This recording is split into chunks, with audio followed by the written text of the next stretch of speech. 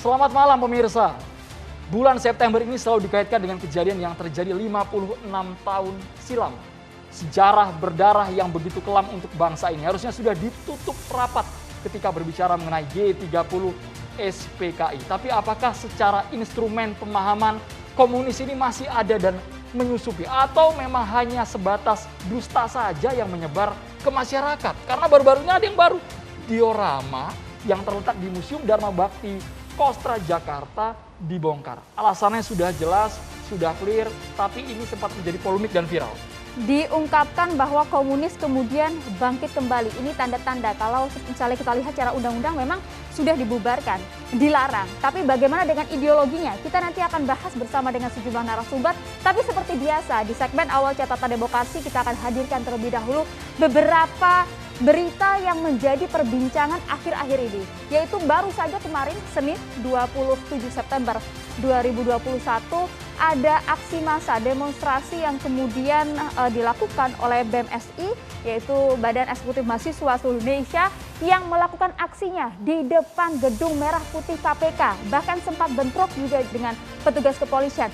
Apa yang mereka lakukan, apa yang mereka tuntut? Mereka menuntut untuk pembatalan, pemecatan. Ada 57 anggota KPK yang kemudian akan dipecat bahasanya pada 30 September 2021 besok. Termasuk juga di dalamnya adalah penyidik senior KPK. Ini merupakan gambaran demo pada hari Senin kemarin ketika Badan Eksekutif Mahasiswa mengatasnamakan Aliansi BEM seluruh Indonesia. Mereka membela untuk menyelamatkan 57 pegawai KPK yang saat ini statusnya sudah dipecat, baik itu dari aparatur sipil negara dan bukan lagi menjadi bagian dari KPK. Ketika demo ini terjadi, ada sekitar 600 personil yang menghadang. Kita berharap aspirasi silahkan dituangkan, silahkan disampaikan. Tapi paling tidak harus bisa berlangsung secara tertib. Apalagi ini mahasiswa, julukannya agen perubahan. Meskipun alasannya adalah sebelumnya sudah sempat mengirim surat ke Presiden Joko Widodo, ini adalah bentuk respon dari aksi diam Presiden. Tapi sekali lagi hal-hal seperti itu tidak kemudian dianjurkan. Kita ada informasi juga yang menarik juga, Andro, pada hari ini mengenai hak interpelasi untuk Anies Baswedan yang akhirnya secara quorum 7 fraksi menolak dan ingin membawa kasus ini ke ranah yang lebih tinggi. Mereka menginginkan agar Ketua DPRD DKI Jakarta diusut seperti itu. Mereka melaporkan Prasetyo Edy ke Badan Kehormatan. Ya, hari ini suasananya jauh sekali dari prediksi sebelumnya yang disinyalir Anies akan datang, ternyata tidak sama sekali, Maria ya. Ini adalah penundaan yang kedua, bahkan kemudian yang datang hanya sedikit, sekitar 30-an, yaitu dari fraksi PDIP dan juga PSI. Sementara seharusnya agar kemudian hak interpelasi ini dapat berjalan, paling tidak ada 50% plus 1 orang. Betul. Di anggota DPRD. Itu suasana di Jakarta. Kita beranjak ke Sulawesi Selatan. Ini kejadian beberapa hari yang lalu, pemirsa, ketika cukup gempar ada juga mimbar Masjid Raya Makassar, Sulawesi Selatan yang dibakar di bagian belakang. Bukan hanya mimbarnya saja yang terbakar, tapi juga ada mushaf Al-Quran yang lokasinya dekat dengan mimbar hangus terbakar oleh orang yang katanya sakit hati dengan pengurus masjid. Awalnya mengatakan iseng, kemudian sakit hati karena pada saat beristirahat di dalam Masjid Raya Makassar kemudian diminta untuk meninggalkan masjid. Rasa sakit hati itu kemudian membuat dirinya membakar dan saat ini mendapatkan ganjarannya, tapi pihak kepolisian masih terus melakukan penyelidikan lebih dalam kan. Betul, polisi DMI turun tangan dan menganjurkan masyarakat agar tidak terprovokasi, khususnya yang berada di Sulawesi Selatan. Karena kejadian ini langsung diusut tuntas, pelaku juga sudah diringkus, Maria ya. Iya, dan saat ini pihak kepolisian juga masih melakukan tes kejiwaan, kemudian juga dilengkapi dengan tes urin, apakah kemudian memang pada saat membakar mimbar masjid yang kalau dipikir secara nalar memang tidak masuk akal, Andro. Apakah memang ini di bawah obat-obatan terlarang atau tidak, ini masih diselidiki oleh pihak polisi. Tindakan amoral sama sekali. Ini juga situasinya masih di masjid, ada telinga seorang muazin yang nyaris putus, pemirsa, karena disayat oleh jemaahnya sendiri. Ini sempat terjadi cekcok seperti itu, saling tuduh, yang jemaahnya menuduh, Anda jangan sok suci, Anda juga pernah narkoba. Tuduhan-tuduhan yang tidak berdasar seperti itu. Bahkan MUI setempat turun tangan. Semua kemudian turun tangan untuk menyikapi adanya aksi ini, karena kalau dilihat-lihat beberapa pengerusakan terhadap rumah ibadah, kemudian penyerangan terhadap ulama, dan juga tadi kalau kita lihat terhadap muazin di masjid juga terjadi dalam rentang waktu yang berurutan, Andro. Di bulan September ini yang menjadi sorotan, bukan hanya tadi seorang muazin, ini juga di Tangerang, Banten ada seorang ustadz yang beberapa waktu lalu ditembak oleh orang yang tidak dikenal dan akhirnya pelakunya sudah diringkus. Ada dugaan ini karena sakit hati, karena marah seperti itu, karena ternyata istrinya menjadi korban pencabulan. Dugaan sejauh ini ya. Dugaan ya, pihak kepolisian bahkan sebenarnya menyatakan diklarifikasi yang memang dikenal sebagai ustadz sang korban ini, namun kemudian diklarifikasi oleh pihak kepolisian dikenal atau berprofesi sebagai paranormal, dan kemudian ada 3 pelaku yang sudah diamankan, yaitu otak dari pembunuhan ini dan juga 2 lainnya adalah eksekutor yang sudah diamankan. Pihak kepolisian saat ini masih mencari 1 lagi sebenarnya tersangka, yaitu yang berperan sebagai maklar lah ibaratnya, yang menemukan antara sang otak pelaku kemudian juga dengan eksekutor. Algojonya juga ya. Ini memang harus diusut tuntas segera agar tidak ada opini liar yang berkembang di sosial media. Kenapa setiap di bulan September ini ada saja ustadz yang diserang. Ini kan kadang dikait-kaitan dengan orang yang tidak punya bukti sama sekali. Bahkan yang terbaru, diorama yang menggambarkan penumpasan G30 SPKI di Museum Dharma Bakti Kostrad, Jakarta. Ini menggambarkan ada Maijen Purnawirawan Sarwoedi, kemudian Soeharto, dan juga Jenderal Nasution waktu itu. Yang posisinya seharusnya seperti ini, posisinya seperti ini diorama yang terjadi di yang berada di Museum Kostrad. Nampak ada, tadi Andro sebutkan, ada mantan Presiden Soeharto, Sarwoedi, dan juga ada Jenderal Nasution. Tapi kemudian dilihat ternyata menghilang ketiga diorama tersebut, dan ini juga kemudian diungkap oleh Jenderal TNI Purnawirawan Gatot. Legend Dudung langsung mengklarifikasi, inilah klarifikasi dari Kostrad. Poinnya bisa kita bacakan sesaat bahwa ide pembongkaran tersebut bukan datang dari kami tapi dari mantan Pangkostrat yang merupakan penggagas pertama pembentukan diorama tersebut. Tadi poinnya sudah tertulis jelas, jadi mau tidak mau Letnan Jenderal Dudung hanya mengikuti apa saran dan juga kemauan dari Letnan Jenderal Purnawirawan Azmi Yusri Nasution. Tapi kita juga punya ini pernyataan langsung dari Jenderal Purnawirawan TNI Gatot Nurmantio. Kita lihat bersama. Komunisme hari ini juga harus dilihat sebagai kultur, watak, karakter berpolitik untuk berkuasa atau mempertahankan kekuasaan dengan menghalalkan semua cara itu dari khasnya.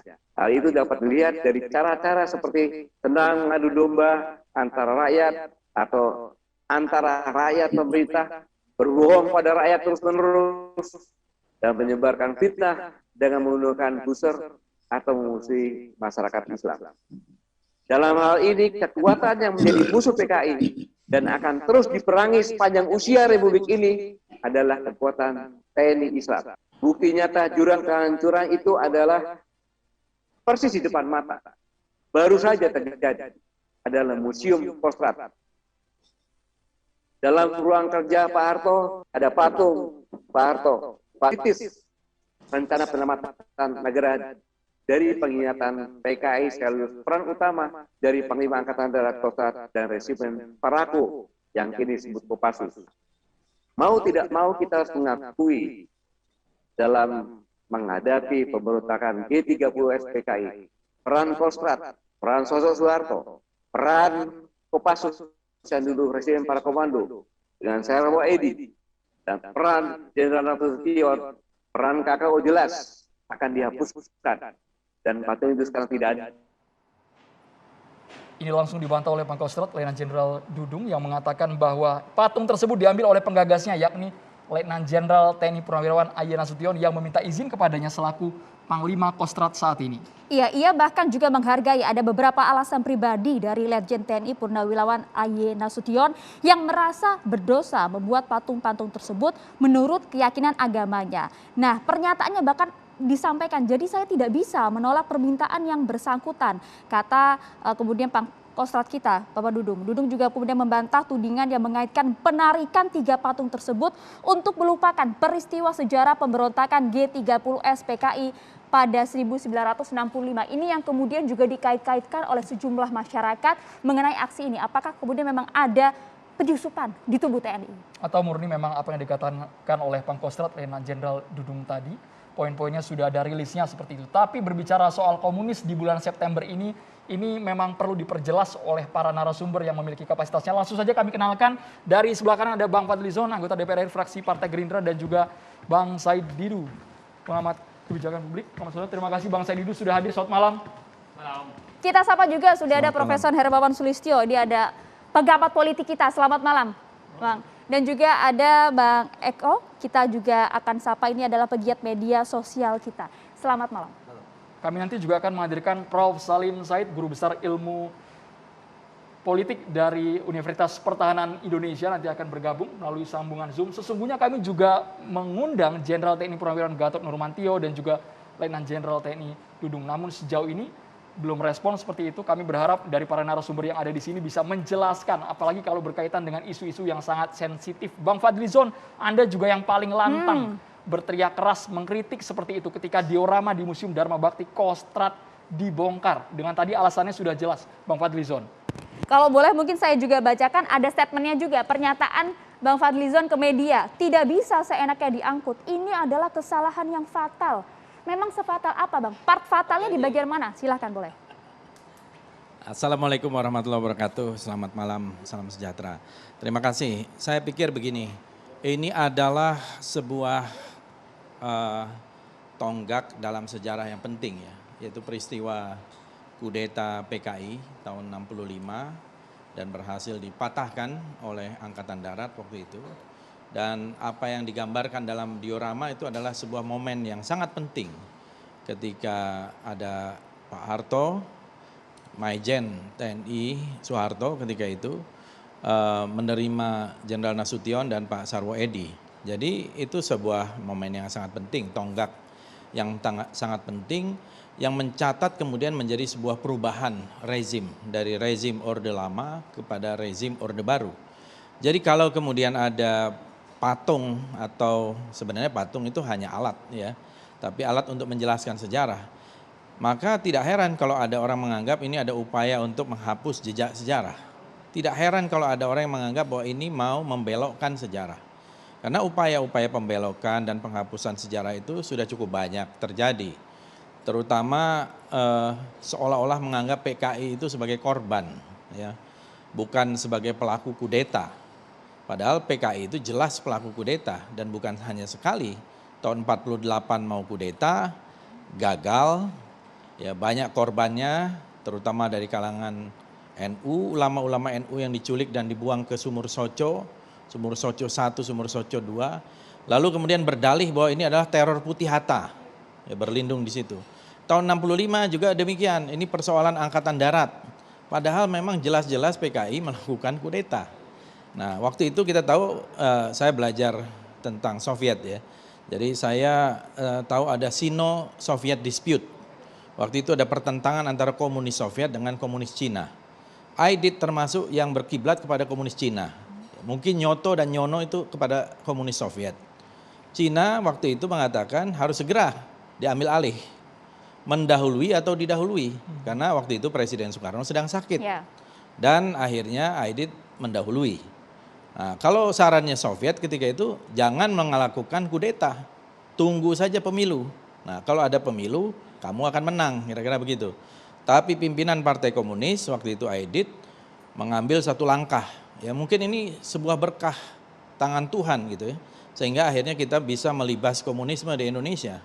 Dan ini yang menurut saya yang terjadi sesungguhnya. Jadi itu momen-momen penting di Kostrad itu dan juga rangkaian peristiwa lain. Termasuk dulu kan ada namanya aksi-aksi sepihak.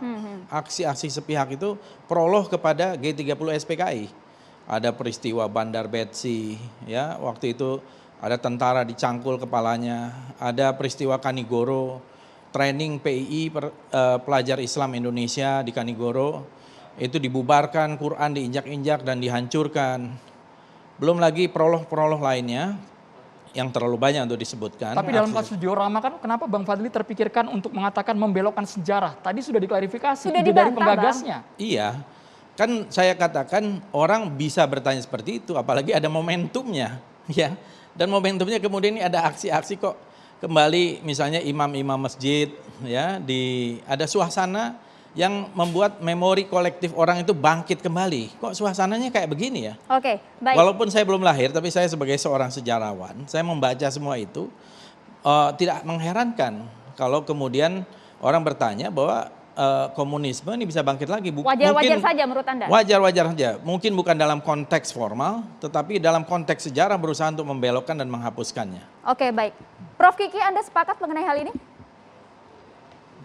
Yang sepakat yang mana? Yang mana? Karena Fadlizon ngomongnya banyak gitu. Membelokkan sejarah, ada kaitannya dengan PKI. Sejarah itu selalu menjadi milik pemenang pertarungan politik. Ya. Jadi sejarah mainstream gitu. Sekarang kalau 98 sampai sekarang sampai nanti Fadlizon meninggal misalnya. Panjang umur Bang, didoain Bang, jangan doain gitu Ya, Bang. bukan Doain panjang meninggal umur lah, Bang. dalam kesuksesan politik, berhasil menang gitu. Amin. Maka dia akan muncul sebagai pahlawan. Tapi kalau kalah, maka dia muncul sebagai pengkhianat dan penjahat. Nah, jadi karena sejarah itu ditentukan oleh pemenang pertarungan politik, maka yang muncul pada pasca 65 sejarahnya seperti yang kita kenal sampai sekarang, sejarah 65. Banyak dilupakan yang di luar sejarah mainstream. Apa itu? Ini bukan pembelokan. Misalnya pertarungan antara TNI dan PKI itu hitam putih. Itu tidak hitam putih. Studi saya 20 tahun itu kalau Fadlizon mengaku sejarawan, saya tidak pernah jadi sejarawan tapi ijazah saya sejarah. Ijazah saya sejarah. Nah, kenapa? Pemilu 55 pada tahun 1955 dan pemilu setelah tahun 57, TNI itu punya hak pilih, ikut memilih. Dan banyak di batalion-batalion di Jawa Timur itu yang menang di dalam batalion itu yang menang PKI gitu. Nah, jadi tidak hitam putih. Kalau kesimpulan saya, kalau setelah studi 20 tahun itu, omong kosong itu bahwa PKI tidak terlibat. Itu jelas pembelaannya Nyoto, Sudirman, itu jelas-jelas kami terlibat. Ya, tapi hukum kami jangan dihukum partainya, itu permintaan mereka. Dan mereka merujuk pada PSI, Partai Sosialis Indonesia yang dianggap berkhianat, kemudian Syahrir dibuang ke Eropa, tapi partainya tidak dibubarkan. Jadi mereka menuntut. Sorry, PSI dibubarkan tahun 60. Iya, tetapi itu masih hidup gitu. Nah, PSI dan Masyumi dibubarkan melalui penetapan presiden tahun 60. Sebentar, oke, saya salah itu. Tetapi pembelaannya Sudirman dan Nyoto itu jelas-jelas hukum kami, jangan dihukum partainya gitu. Nah, itu semua bukti sangat jelas mereka terlibat. Oke Prof, tapi kalau Mereka kita kembali terlibat. mengenai kasus diorama di Museum Kostrad ini, Nah. Anda sepakat tidak bahwa ini ada pembelokan sejarah? Karena kalau mungkin ini Sejarah tidak itu nggak ada yang diungkap, belok-belok. Kalau tidak Sejarah diungkap itu nggak ada yang tahu, Bro. tergantung tafsir kita. Saya berikan contoh padanan ya. Ada Smithsonian Institutions di Amerika itu ada replikanya Enola Gay, bom atom yang diterjunkan di Hiroshima Nagasaki. Dulu itu pilotnya itu dianggap sebagai pahlawan perang dunia karena menghentikan perang dunia. Tetapi sekarang itu nggak ada, kosong. Karena apa? Muncul gerakan yang bilang bahwa bom itu membunuh perempuan dan anak-anak. Jadi dia bukan pahlawan perang dunia kedua, tapi penjahat perang dunia kedua. Jadi karena kontroversi itu maka dicabut. Nah, yang jadi persoalan adalah sejarah mainstream sekarang ini ya seperti yang kita kenal tentang tahun 65, seperti yang diceritakan Fadlizon tadi gitu. Jadi ya nggak aneh kalau kemudian ribut ketika dicopot, tapi kalau Coba aja PKI menang waktu itu, pasti sejarahnya akan berbeda. Tapi kan kalau soal Akan G30 berbeda. PKI, bukti otentik sudah jelas, saksi hidup anak para pahlawan revolusi masih ada. Prof. Kiki, dijawab sesaat lagi, apakah memang dijadikan instrumen politik ketika menggaungkan isu komunis? Hanya di catatan demokrasi, pemirsa.